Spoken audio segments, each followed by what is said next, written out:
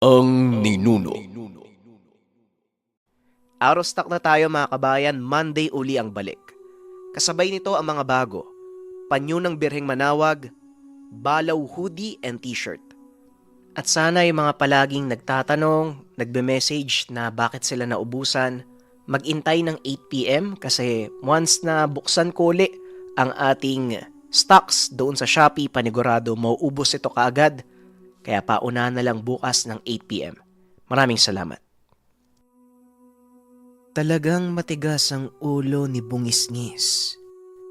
Ano ba talaga ang gusto niyang palabasin? Tanong ng hari sa sarili. Laking gulat nito nang biglang sumulpot si Orok sa tabi niya. Hindi aalis ang mga bungisngis hanggat hindi nakukuha ang kanilang gusto. Kaya kung ako sa iyo, kamahalan, pagbibigyan ko na lang sila. Alam mong hindi ko pwedeng patulan ng hamon ng isang nilalang na nabubulagan ng galit. Isipin niya nang naduduwag ako, pero walang karangalan sa gagawin ko. Tugon ni Haring Sentor. Ngunit sadyang mapilit si Orok. Alam ko naman po, kamahalan. Kaso paano mong lulutasin ang problemang ito? Sa ugali ng mga bungisngis, magmumukhang tambakan ng basura ang labas ng iyong mga pader. At hindi lang yan. Paniguradong hindi rin nakakatulog ang mga kalahi mong nakatira malapit sa pader. Napakaingay nila. Malaking perwisyo para sa inyo ang presensya ng mga bungisngis. Muling wika ni Orok. Sa pagkakataong ito, napaisip ang hari. Kung ikaw ang tatanungin ko, Orok, anong may mumungkahi mo? Napangiti si Orok sa naging tanong ng Haring Sentor. Alam nito sa sarili, ito na ang pagkakataon para muli niyang paglaruan ang dalawang angkan.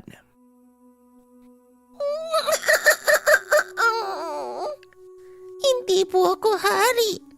At ni minsan, wala akong inisip kung hindi ang sarili kong kapakanan. Pero kung ako ang tatanungin, kamahalan, mas makakabuti kung pagbibigyan mo ang kagustuhan ng Haring Bungisngis. Isang labanan sa pagitan ng dalawang hari. Walang ibang kasali. Napatayo si Haring Sentor at ngumiti. Mukhang magandang ideya ang sinabi mo, Orok. Kung minsan pala, may maganda kang naiisip. O sige, susundin ko ang payo mo. Dali-daling lumabas ng karyaan si Haring Sentor upang harapin ang pinuno ng mga bungisngis. Napatayo naman ito nang makita ang hari ng mga sentor. Ano, Haring Sentor? Handa ka na bang harapin ako sa digmaan? Huminga ng malalim si Haring Sentor at nagsalita. Parang gano'n na nga. Pero may tanong ako sa'yo. Talaga bang gusto mo akong labanan? Tumawa ng malakas ang Haring Bungisngis. Dinampot ang sandata nito. Ilang araw na kitang iniintay. Tugon ni Haring Bungisngis. Sabay tutok ng kanyang sandata kay Haring Sentor. Kung ganon, pagbibigyan kita. Ngunit hindi sa isang malaking digmaan kung saan madami ang madadamay. Tayong dalawa lang ang maglalaban hanggang sa makontento ka. Muling tumawa ng malakas si Haring Bungisngis. Pinasan niya ang napakalaking sandata. Naglakad papalapit kay Haring Sentor. Gusto ko ang ideyang yan. Bakit hindi na natin simulan? Tugon ng Haring Bungisngis. Naglakad naman pabalik si Haring Sentor papasok sa malawak na bulwagan ng kanyang palasyo. Inikot ni Haring Bungisngis ang kanyang tingin sa paligid. Namangha ito sa ganda at laki ng bulwagang iyon. Ito pa lang ang unang beses mong pumasok sa aking kaharian. Ang bulwagang ito ay pinagdadausan ng aming mga patimpalak. At kadalasan, dito rin ginaganap ang mga labanan. Kaya isang malaking karangalan para sa akin na makalaban ng kapwa ko hari sa lugar na ito. Wika ni Haring Sentor. Bagyang napaisip si Haring Bungisngis sa sinabi nito. Karagalan. Anong marangal sa pakikipagharap sa isang kagaya ko? Isang bababang uri ng elemento. Biglang natawa si Haring Sentor sa sinabi ng Bungisngis. Minamalit mo ang sarili mo, Haring Bungisngis. Kung sa palagay mo mababa kang uri ng engkanto, bakit isa ka sa hari ng mga 4 na dome? Tugon ni Haring Sentor. Kaunting kaalaman. Ang 4 na dome ay kilala bilang tirahan ng malalakas na engkanto. Maliban dito, sila ang tagapangalaga ng balanse ng mundo ng mga tao at ng mga elemento. Sapagkat matatagpuan sa gitna ng 4 na kaharian ang lagusan papunta sa mundo ng mga patay. Itinalaga ang 4 upang maging tagapagbantay ng 4 na tanikalang nagsisilbing selyo ng lagusan. Sa oras na maisara ang balanse sa 4 na dome, maaaring mawasak ang tanikalang ito at tuluyang makapasok ang mga kaluluwa ng namatay pabalik sa mundo ng mga buhay. Kaming mga bungisngis ay nakatali sa pagbabantay ng tanikala ng apoy. Ngunit hindi ibig sabihin nun ay nabibilang kami sa maharlikang angkang kagaya mo. Muli na namang tumawa ang hari ng mga sentor.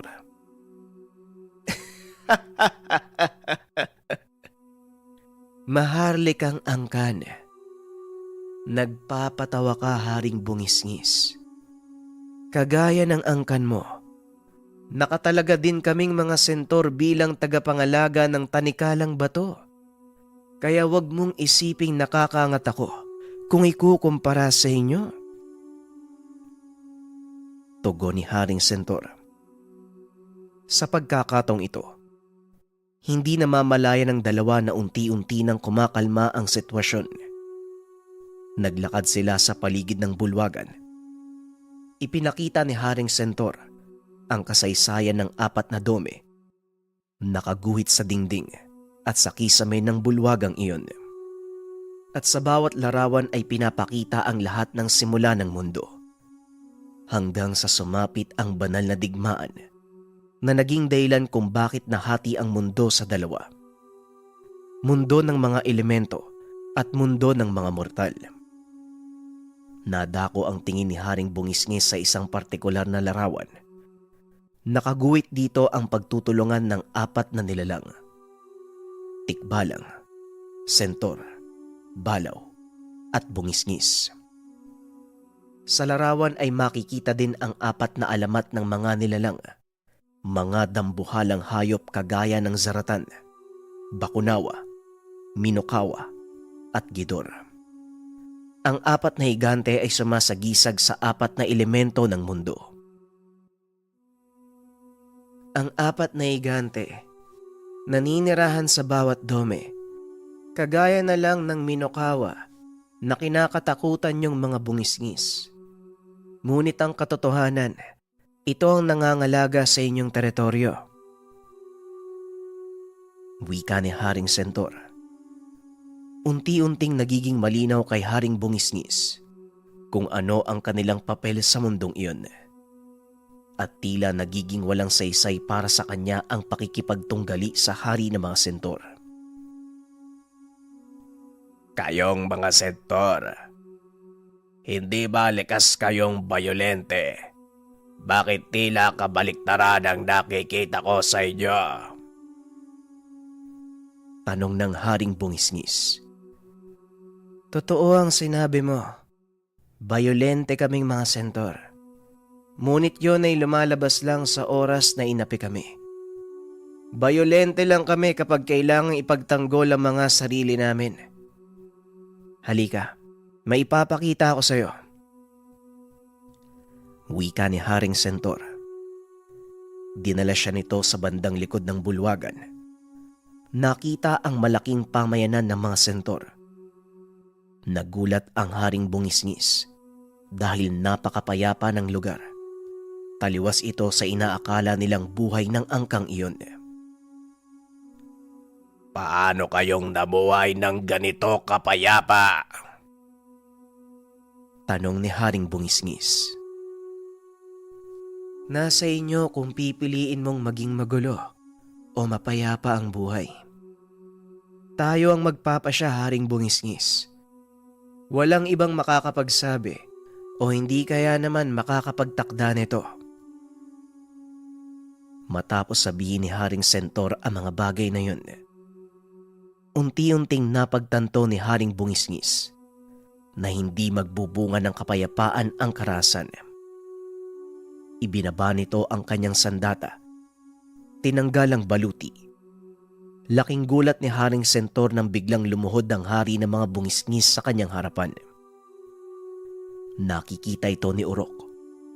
Napangiti na lang sa kinalabasan ng kanyang ginawang plano. Matapos ang kaganapang iyon, muling umiral ang kaayusan sa apat na dome. Maging ang respeto ng mga nilalang sa kani-kanilang teritoryo ay nanumbalik. Nanatili ang ganitong kaayusan sa loob ng mahabang panahon. Maging si Urok, hindi na gumawa pa ng kahit anong kalokohan. Sa wakas, makakapagpahinga na din.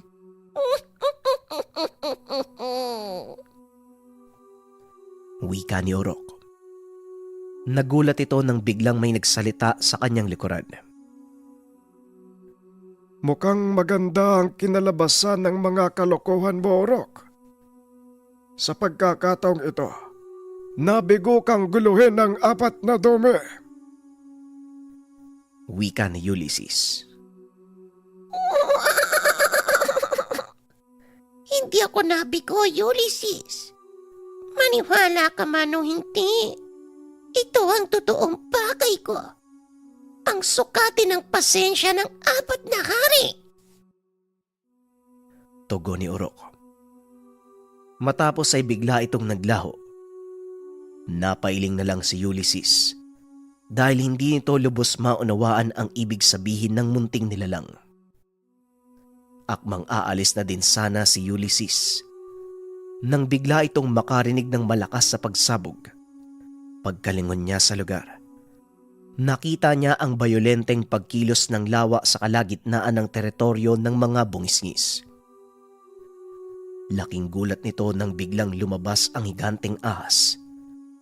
Nakatitig ito sa buwan habang pilit na inaangat ang kanyang katawan. Naloko na ang bakunawa. Dali-dali itong bumalik sa karian ng mga diwata upang iulat ang nangyari. Ang buong akala nito ay si Urok ang may gawa ng bagay na yun.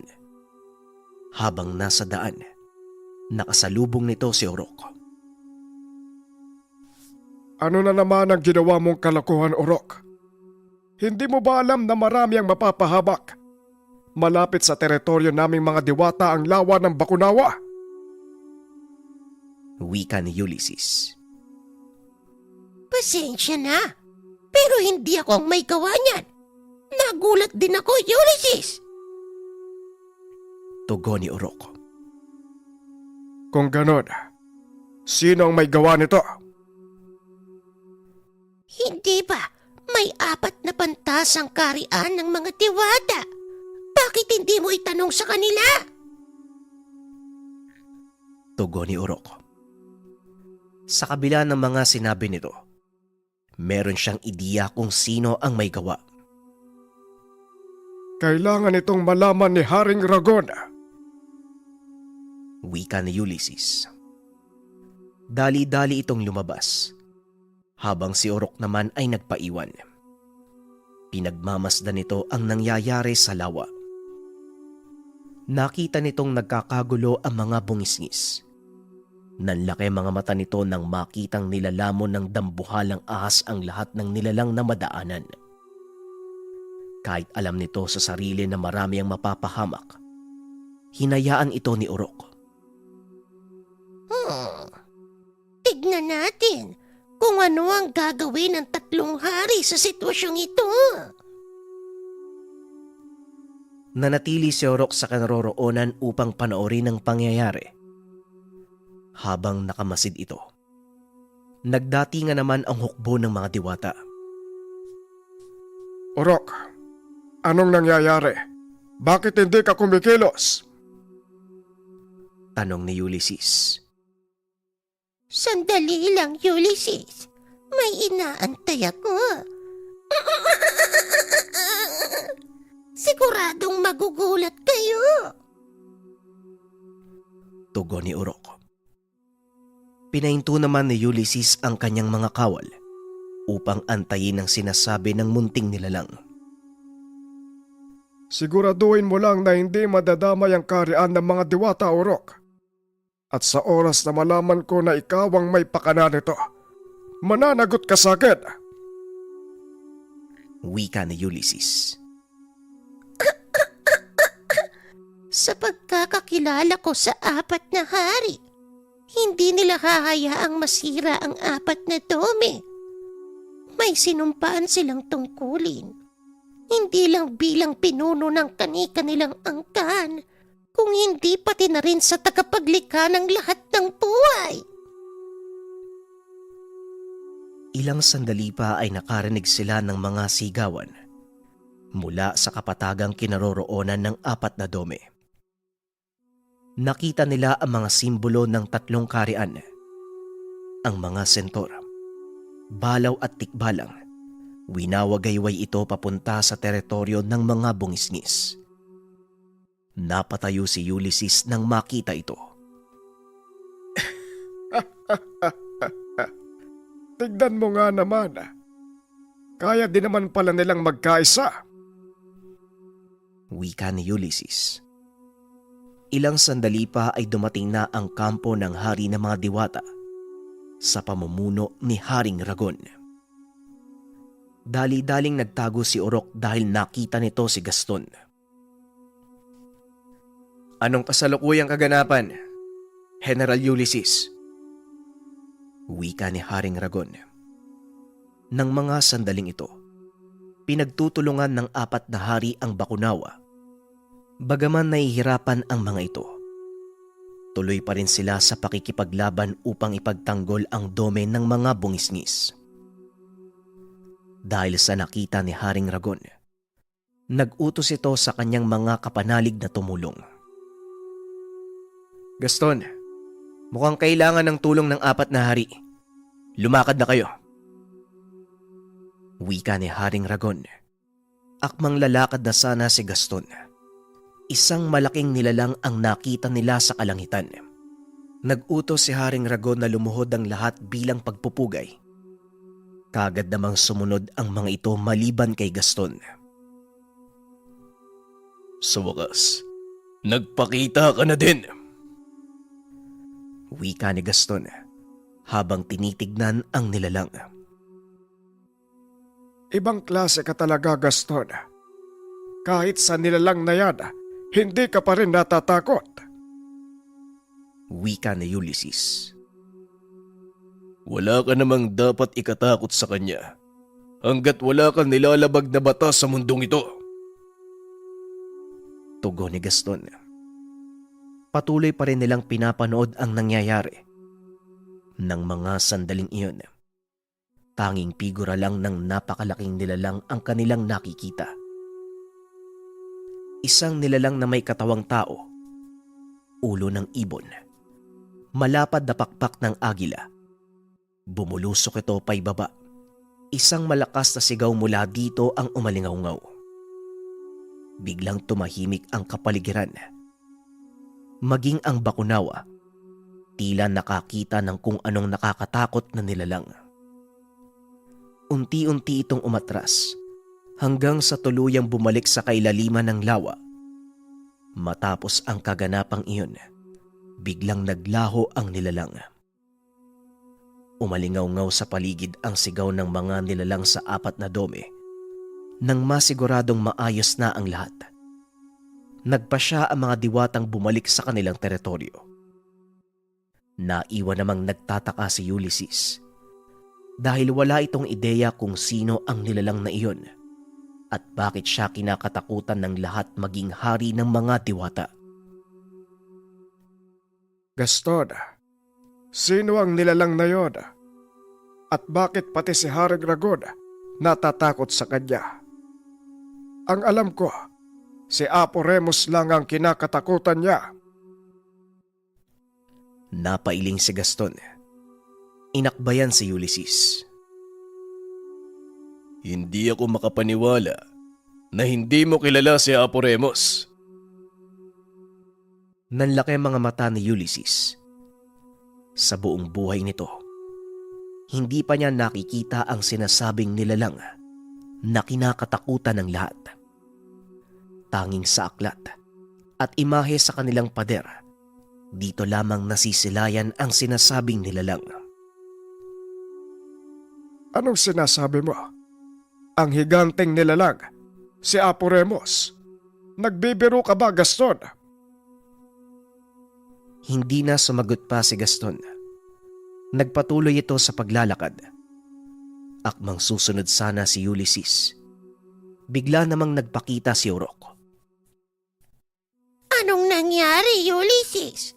Kayo ba ang tumalo sa Bakunawa? Tanong ni Urok. Hindi, Urok. Isang higanteng nilalang ang nagpaatras sa Bakunawa. Ang sabi ni Gaston, si Apo Remus daw ang nilalang na yon.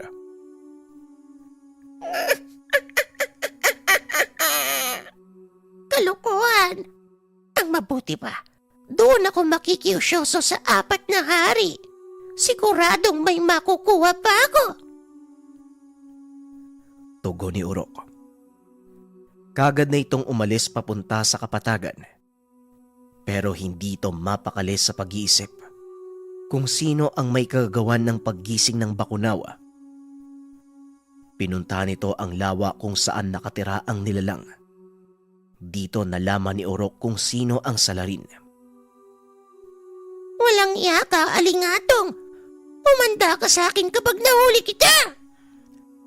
Wika ni Urok. Nakita nito ang bakas na naiwan ng nilalang. Kagad na natukoy ang pagkakakilanlan ng salarin. Kaunting kaalaman, ang alingatong ay isang uri ng nilalang na maaaring ihambing sa espiritu. Wala itong sariling katawan. Tanging boses lang ang maririnig. May kakayahan itong gayahin ang tinig ng kahit sino, na kadalasang nagiging sanhi ng kaguluhan. Mabilis itong pumunta sa tirahan ng Haring Bungisngis upang kumustahin ang kanilang kalagayan. Marami ang nasawi sa mga ito. Hindi lang ang mga bungisngis, kundi maging ang ilang tikbalang, sentor at balaw. Nagluluksa sa kalunos-lunos na sinapit ng kanilang mga kasamahan. Wala ako sa kondisyon upang makipaglokohan, Urok. Kaya hanggat maaari, iwasan mo muna ang mga kalokohan. Wika ni Haring Bungisngis habang ginagamot ng mga kasama nito ang natamong pinsala. Huwag kang mag-alala, kamahalan. Hindi yan ang pakay ko ngayon. Naparito ako upang sabihin kung sino ang may kagagawa ng pagkising ng Bakunawa. Tugon ni Urok. Sumakto naman ang pagpasok ni Haring Balaw. Magsalita ka, Kutong Lupa. Sino ang may gawa ng kaguluhang ito? Si Alingatong. Nararamdaman ko ang bakas niya na iniwan sa lawa ni Bakunawa. Kailangang mabantayan ang kilos niya. Baka sa susunod, mas malala pa ang gawin niya. Tugon ni Urok. Nagulat ang dalawang hari sa mga sinabi nito. Dali-daling umalis si Urok para makaiwas sa mga tanong. Kamunti ka na ako doon ah. Ayoko munang malaman nila kung sino ako. Gusto kong sukatin ang tiwala ng 4 na hari. Wika nito sa sarili. Ilang araw ang nakalipas. Unti-unting naibangon ng mga bungisngis ang kanilang teritoryo at sa tulong na din ng ibang angkan, nanumbalik ang kaayusan. Hindi naman tumigil si Urok sa paghahanap kay Alingatong. Ngunit kagaya niya, mahirap itong hagilapin. Hanggang sa isang kaguluhan na naman ang naganap. Sa pagkakataong iyon, ang mga tikbalang naman ang naging biktima. Naisip dumalaw ni Urok sa teritoryo ng mga ito. Nakitang nagkakagulo ang mga tikbalang. Dali-dali nitong pinuntahan ng hari. Kasalukuyan itong nakikipag-usap sa kanyang mga kawal. Ang buong akala ko, kaibigan ang turing sa atin ng mga sentor. Ngayon, magdedeklara sila ng digmaan. Sa kabila ng mga naitulong natin sa kanila, ganito pa ang igaganti sa ating lahi. Wika ni Haring Tikbalang. Dali-dali naman itong inawat ni Urok. Sandali lang, Haring Tikbalang. Paano mo nasabi na si Haring Sintor ang nagdeklara ng digmaan? Tanong ni Urok. Isang mensahero niya ang nagpunta dito. Ipinaparating sa akin ang gusto niyang mangyari. Teka, sandali lang! Saan ka pupunta? Tanong ng hari. Hindi nito naituloy ang pagpapaliwanag dahil bigla na lang nawala si Urok. Pinunta nito ang kaharian ng mga sentor upang kumpirmahin ang mga nagaganap. Pagkarating doon, naghahanda na din ang mga sentor sa laban. Haring Sentor, anong nangyayari? Bakit nakagayak pandigma ang iyong mga kawal? Tanong ni Urok. Nagdeklara ng digmaan ang mga balaw. At sa pagkakataong ito, itutuloy na namin ni Haring Balaw ang naudlot naming duelo. Tugon ni Haring Sentor. At dito napagtanto ni Urok na may hindi tamang nagaganap sa 4 na dome. Sandali lang, kamahalan. Naghahanda rin ang mga tikbalang na sumalakay. Dahil ang sabi nila, nagdeklara kayo ng digmaan laban sa kanila. Wika ni Urok. Nagulat naman ang Haring Sentor sa sinabi nito. Anong sinabi mo? Hindi ko ginawa ang bagay na yon. Pero kung gusto nila akong kalabanin, hindi ko sila aatrasan. Sandali lang, kamahalan.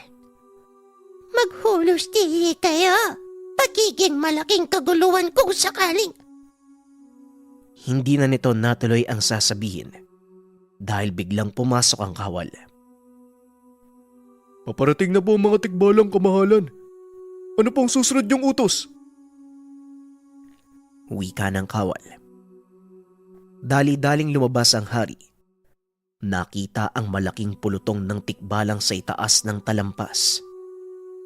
Alam ni Haring Sentor na wala silang kalaban-laban kung sakaling sumakay ang mga tikbalang gamit ang kanilang mga pana.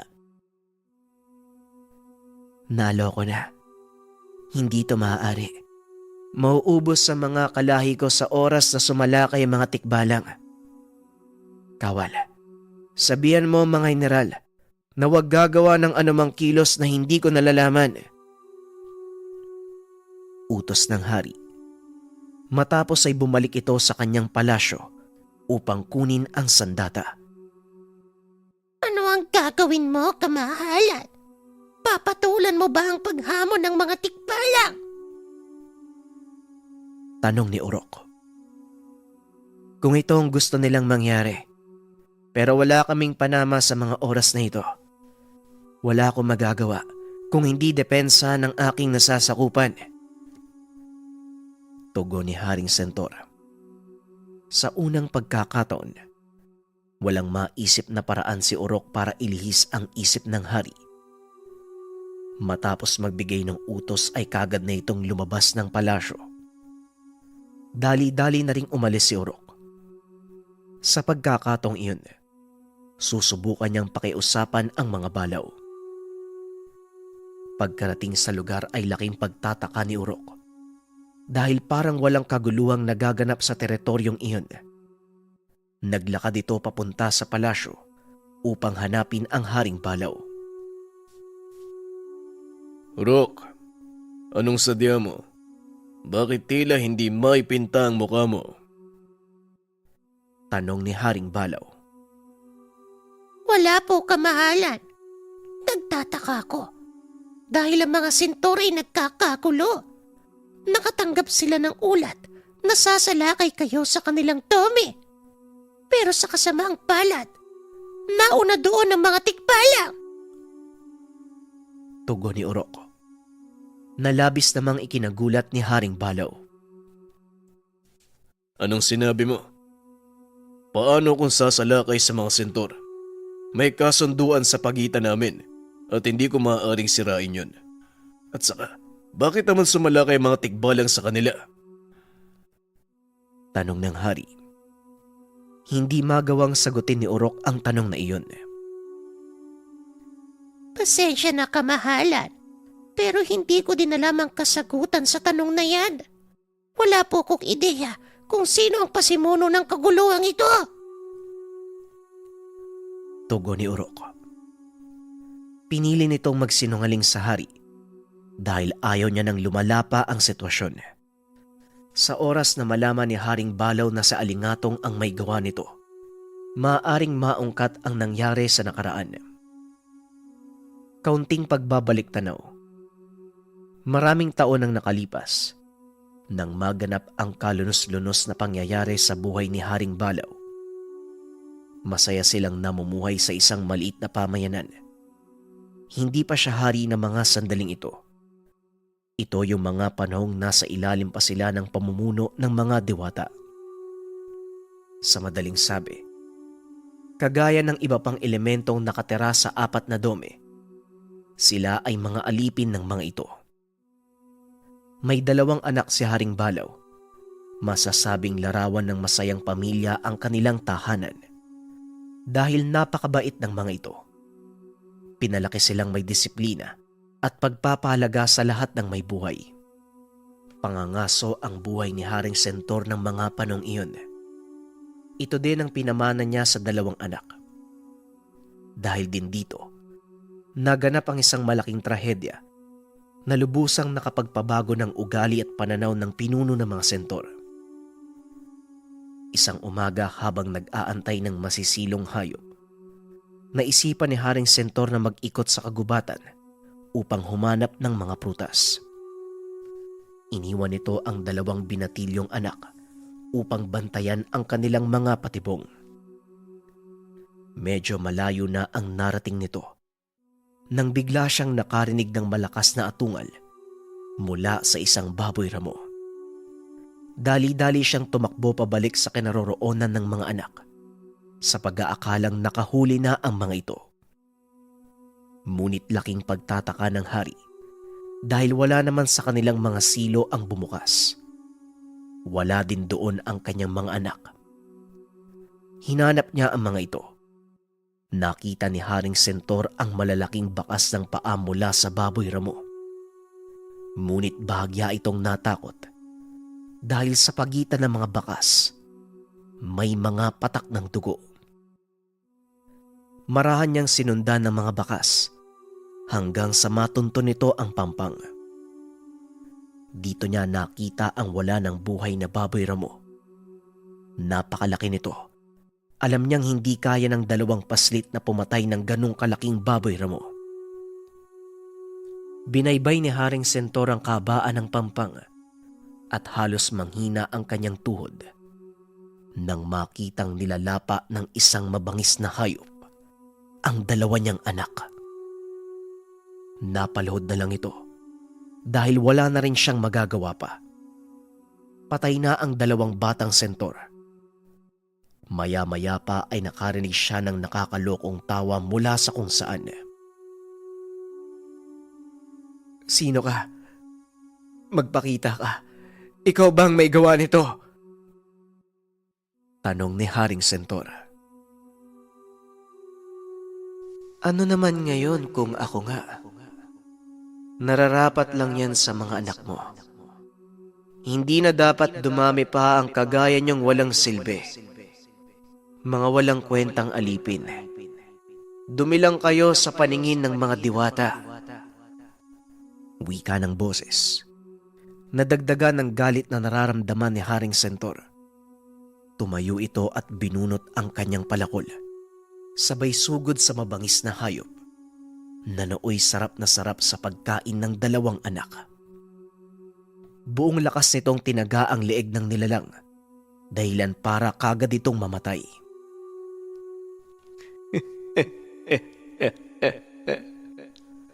"Wala ka nang magagawa. Kahit ano pang gawin mo, wala nang mga anak mo. At hindi mo ko mahuhuli." Wika ng boses. Halos mabaliw sa sobrang kalungkutan si Haring Sentor ng mga oras na yon. Sinisi niya sa mga diwata ang nangyari. Nalaman ito ng kanilang buong pamayanan. Nagkaisa ang lahat ng sentor na mag-alsa laban sa mga diwata. Nang makapag-ipon ng sapat na sandata at bilang ng mga kasapi, pinangunahan ni Haring Sentor ang pagsalakay. Walang kaalam-alam ang mga diwata sa mangyayari, kaya naman madali silang napasok ng mga sentor. Sa kabila ng kapangyarihan na taglay ng mga diwata, nagawa silang talunin ng mga nilalang na tanging lakas lang ang gamit. Dahil sa naganap, nagkaroon ng pagkakataon ang mga sentor na palayain ang kanilang sarili mula sa pangaalipin ng mga diwata.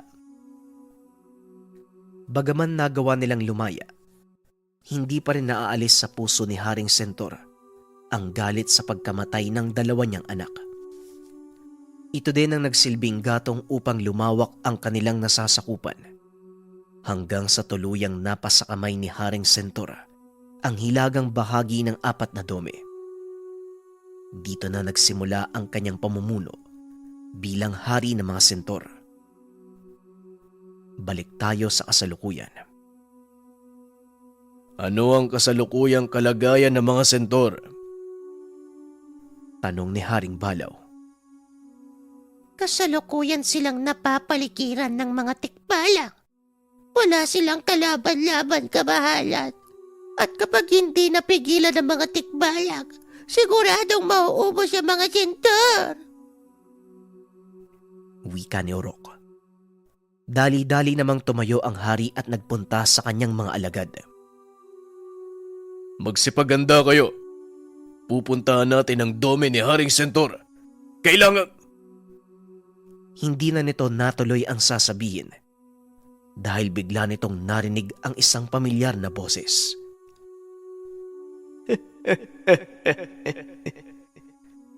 Yan ang gusto ko sa'yo, Balaw. Pairalin mo ang pagiging bayolente. Likas yan sa'yo. Kaya hindi mo maitatago ng pagiging kalmado ang pagkayok mo sa digmaan. Napansin naman ni Orok ang biglang pagkatulala ng hari. Nilapitan niya ito at tinawag ng ilang beses, pero wala itong epekto. Huwag kang makinig sa kutong lupang yan. Alam mo ba, siya ang may pakana kung bakit nagising ang zaratan. Kamuntikan kayang mapatay, hindi ba? Muling wika ng tinig sa isipan ni Haring Balaw. Nilingon niya si Orok. Biglang dinakma, dahilan para masakal ang munting nilalang. Ikaw ba ang gumising sa saratan, Urok? Alam mo bang marami sa aking mga kalayang napahamak dahil doon? Nanlaki ang mga mata ni Urok nang marinig ang sinabi nito. Sa lakas ng pagkakapiga sa kanya ni Haring Balaw, halos hindi na ito makapagsalita. Kabahayan, magulos tiling kayo. Wala akong kinalaman sa sinasabi niyo. Tugon ni Urok. Kagad siyang ibinato ng hari sa pader, dahilan para mawalan ito ng malay. Samantala, patuloy pa din ang pag-uudyok sa kanya ng boses. Ganyan nga. Mas gusto kong makita kung paano ka magwala. Ipakita mo sa kanila ang lakas mo bilang Panginoon ng kabundukan. Wika ng boses. Sa pagkakatong ito, napasa ilalim na ng kapangyarihan ng alingatong si Haring Balaw. Naglakad ito papunta sa kanyang bulwagan. Tinipon ang kanyang mga kawal. Magsipaganda kayo dahil muli tayong sasabak sa digmaan. Nagtaka ang mga kawal. Tila nagsasalita ito nang wala sa sarili. Ganun pa man, pikit mata silang sumunod. Sa kabilang dako, nagising si Urok.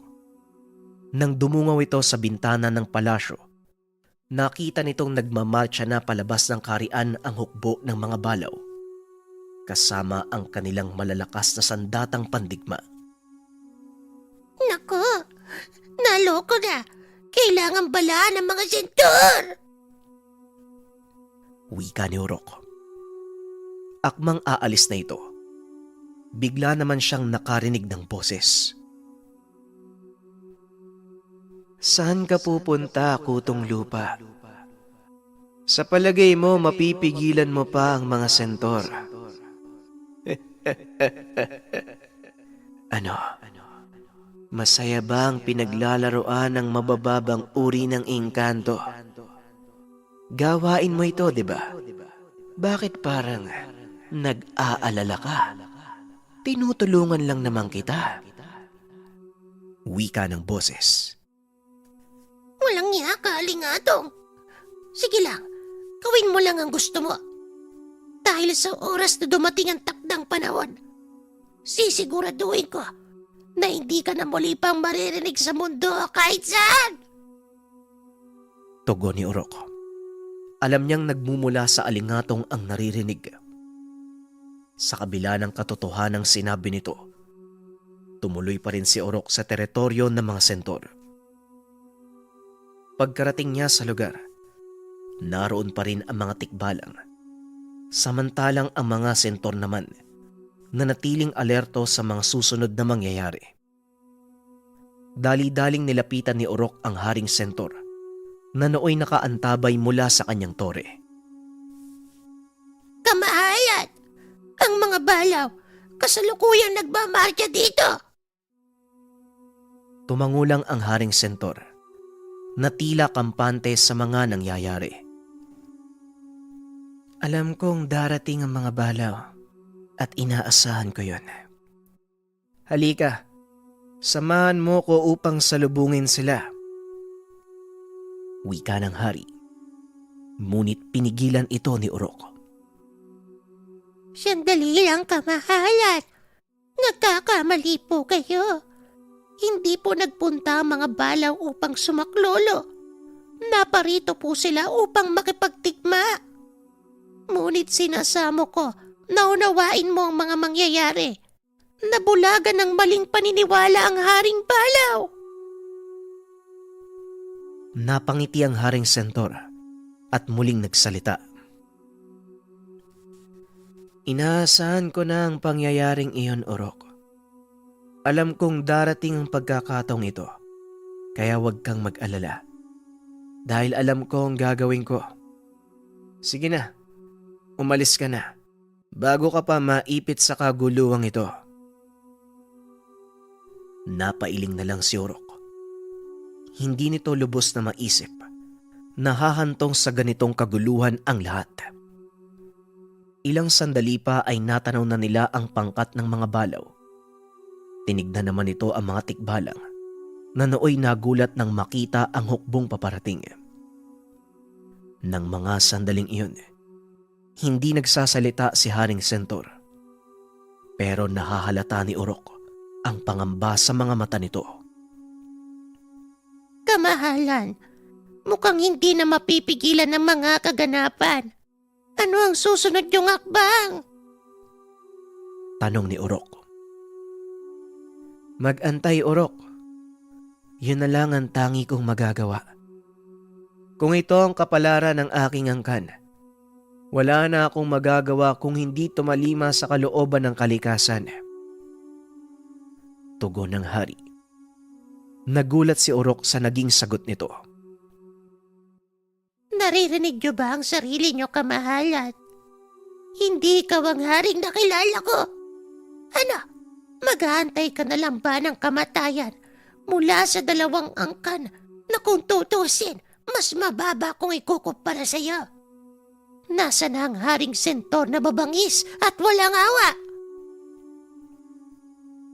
Tinignan ng hari si Urok. Nagulat ito dahil sa unang pagkakataon. Nakita niyang ngumiti si Haring Sentor. Matagal nang patay ang Sentor na uhaw sa labanan. Matagal ko nang ibinaon ang pagkataong yun. Kung ano man ang magiging kapalaran ko, siguradong kalooban niyo ng may likha. Muling wika ng hari. Hindi kita binigyan ng lakas at kapangyarihan upang mamuno. Tapos sa huli, ganyan ang magiging asal mo. Tugon ni Urok. Nagulat naman ang Haring Sentor. Ngunit nang lingunin niya ito, wala na ang munting nilalang. Nagtataka ang hari kung bakit ito sinabi ni Urok. Pero hindi na siya nakakuha ng pagkakataong magtanong dahil wala na ang kaharap.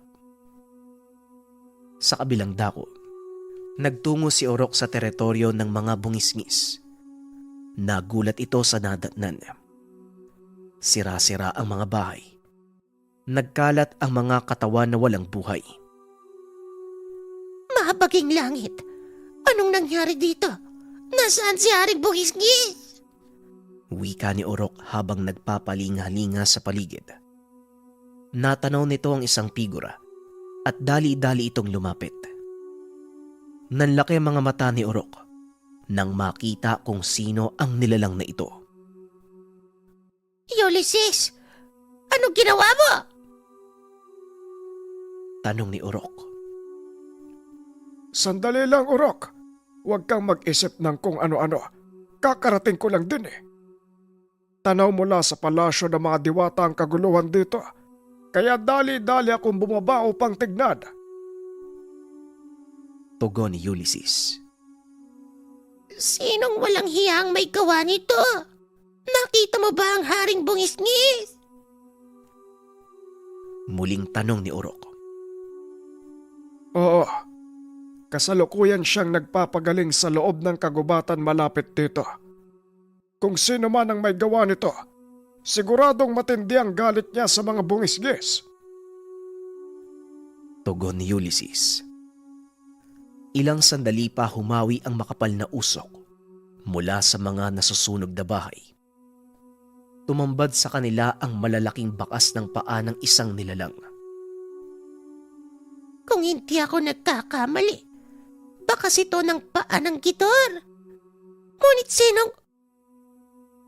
Hindi na naituloy ni Urok ang sasabihin dahil muli nitong narinig ang boses ng alingatong.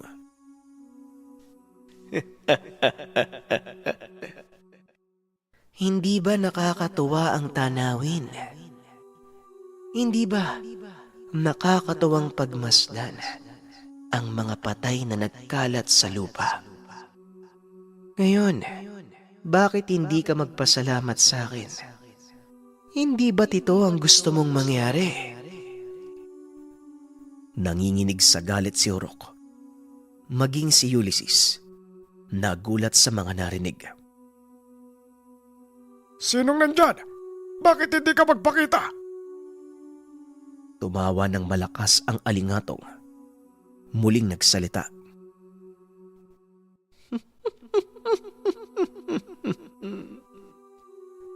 Isang diwatang walang kamuwang-muwang sa mga nangyayari. Hindi ba dapat masaya kayo? Wala nang isang lahi na masakit sa ulo. Wika ng alingatong. Normal lang na magmalasakit ako sa mga nangangalaga ng balanse.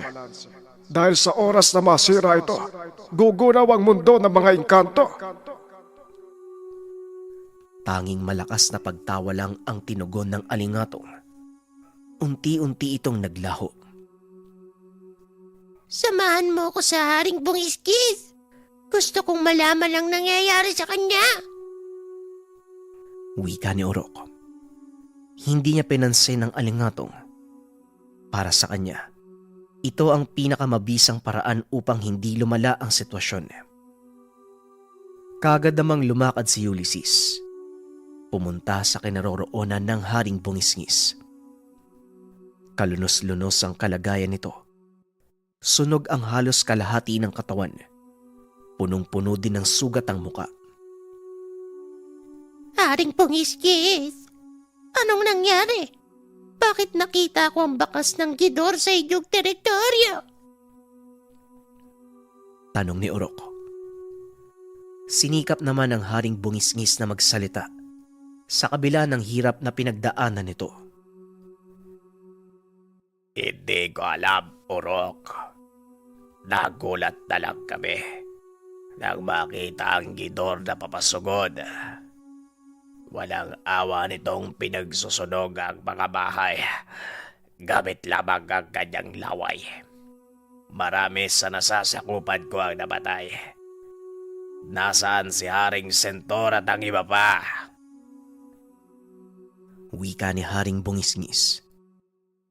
Napayuko na lang si Urok at sinagot ang katanungan nito. Kasalukuyang nahaharap sa matinding kaguluhan ng tatlong hari. Si Haring Sentor, laban sa hari ng mga balaw at mga tikbalang. Kakagawa nito ng aligatog. Matapos mag-usap, pinagpahinga nito ang hari. Muli nitong pinuntahan ng tatlong hari na noon ay kapwa nag-aantay sa kilos ng isa't isa. Nakiramdam lang si Urok mula sa malayo dahil alam nitong hindi pa tamang panahon upang manghimasok sa kung anumang gusot na nangyari. Maging ang mga diwata ay nakaantabay din sa magaganap.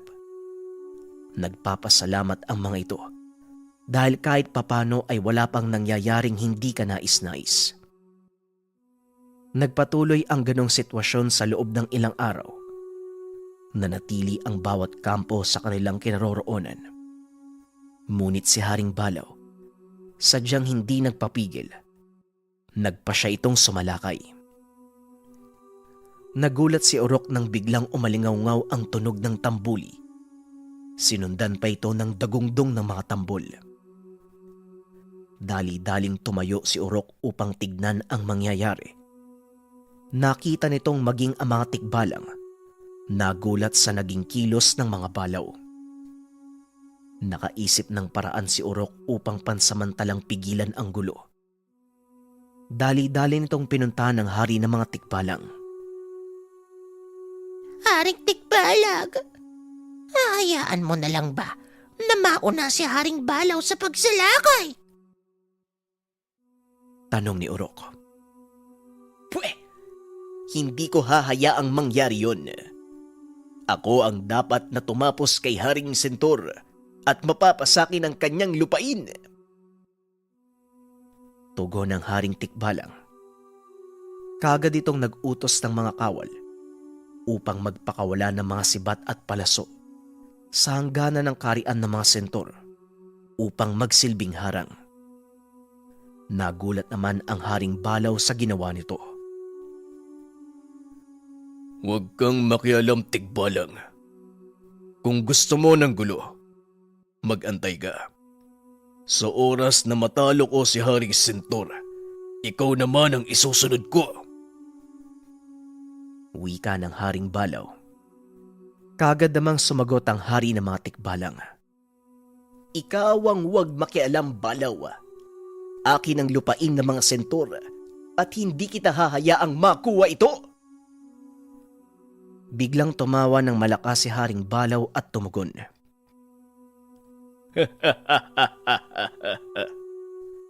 Wala akong pakialam sa lupain ng mga sentor. Iba ang pakay ko. Kaya hanggat maaari, huwag ka sanang maging hadlang.